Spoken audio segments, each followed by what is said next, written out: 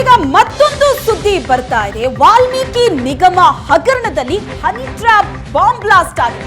Honey trap ಬಲೆಗೆ ಬಿದ್ದು ಅಕ್ರಮಕ್ಕೆ ಒಪ್ಪಿದ್ರ? ಹಾಗಾದ್ರೆ ವಾಲ್ಮೀಕಿ ಹಗರಣ ಕುರಿತು ಸಿಟಿ ರವಿ ಕೊಟ್ಟಂತ ಸ್ಫೋಟಕ ಹೇಳಿಕೆ ಇದು.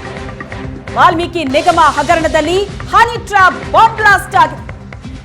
ಹನಿ ಟ್ರ್ಯಾಪ್ ಬಲೆಗೆ ಬಿದ್ದು ಅಕ್ರಮಕ್ಕೆ ಒಪ್ಪಿದ್ರ? ಹಾಗಾದ್ರೆ ಶಾಸಕರು, ಸಚಿವರು? ಈ ಬಗ್ಗೆ ಸಿಟಿ ರವಿ ಸ್ಫೋಟಕ ಹೇಳಿಕೆ ಕೊಟ್ಟಿದ್ದಾರೆ. ವಾಲ್ಮೀಕಿ ನಿಗಮ ಹಗರಣದಲ್ಲಿ ಈಗ ಹನಿ ಟ್ರ್ಯಾಪ್ ವಿಚಾರ ಬೆಳಕಿಗೆ ಬರ್ತಾ ಇದೆ. ಈ ಬಗ್ಗೆ ಸಿಟಿ ರವಿ ಮಾತಾಡಿರೋದು.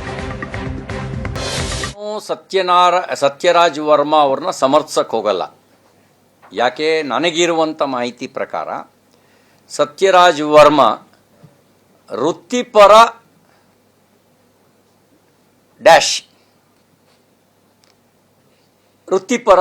ಡ್ಯಾಶ್ ಅಂತ ಇನ್ಫಾರ್ಮೇಷನ್ ಇದೆ. ಮತ್ತು ಈ ರೀತಿ ಹಲವು ರಾಜ್ಯಗಳಲ್ಲಿ ನಡೆದಿರ್ತಕ್ಕಂಥ ಹಗರಣಗಳಲ್ಲಿ ಅವರ ಪಾತ್ರ ಇದೆ ಅನ್ನುವಂಥ ಒಂದು ಇನ್ಫಾರ್ಮೇಷನು ನನಗೆ ಬಂದಿದೆ. ಹಾಗಾಗಿ ನಾನು ಅವ್ರನ್ನ ಸಮರ್ಥಿಸಕ್ಕೆ ಹೋಗೋದಿಲ್ಲ. ಆ ಸತ್ಯರಾಜ್ ವರ್ಮಾ ಹೇಗೆ ಕಿಂಗ್ ಪಿನ್ನೋ, ಅವರಿಗೆ ಸಹಕರಿಸಿದವರು ನಮ್ಮದೇ ರಾಜ್ಯದ ಸಚಿವರುಗಳು, ನಮ್ಮದೇ ಶಾಸಕರು, ನಮ್ಮದೇ ನಿಗಮ ಮಂಡಳಿಯ ಅಧ್ಯಕ್ಷರು, ನಮ್ಮ ರಾಜ್ಯದವರು. ಇವರು ಸಹಕರಿಸ್ತಾ ಇದ್ದರೆ ಸತ್ಯರಾಜ್ ವರ್ಮಾ ಏನು ಮಾಡೋಕ್ಕಾಗ್ತಿರ್ಲಿಲ್ಲ. ಇವರು ಸಹಕರಿಸಿದ ಕಾರಣ ಏನು?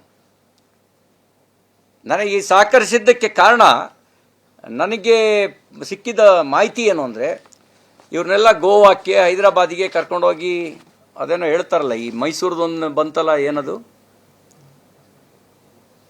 ಮೈಸೂರದು ಒಬ್ಬರು ಶಾಸಕರು ದೂರು ಕೊಟ್ಟಿದ್ರಲ್ಲ, ಹನಿ ಟ್ರ್ಯಾಪ್,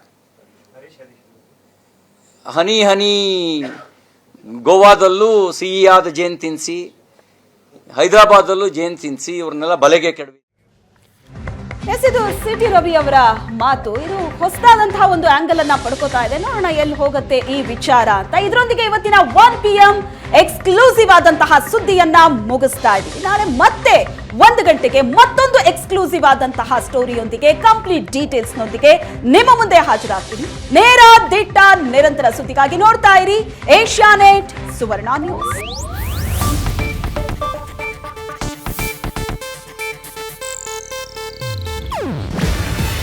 ಇದು ಏಷ್ಯಾನೆಟ್ ನ್ಯೂಸ್ ನೆಟ್ವರ್ಕ್ ಪ್ರಸ್ತುತಿ. ನೀವು ನೋಡ್ತಿದ್ದೀರಾ ಏಷ್ಯಾನೆಟ್ ಸುವರ್ಣ ನ್ಯೂಸ್.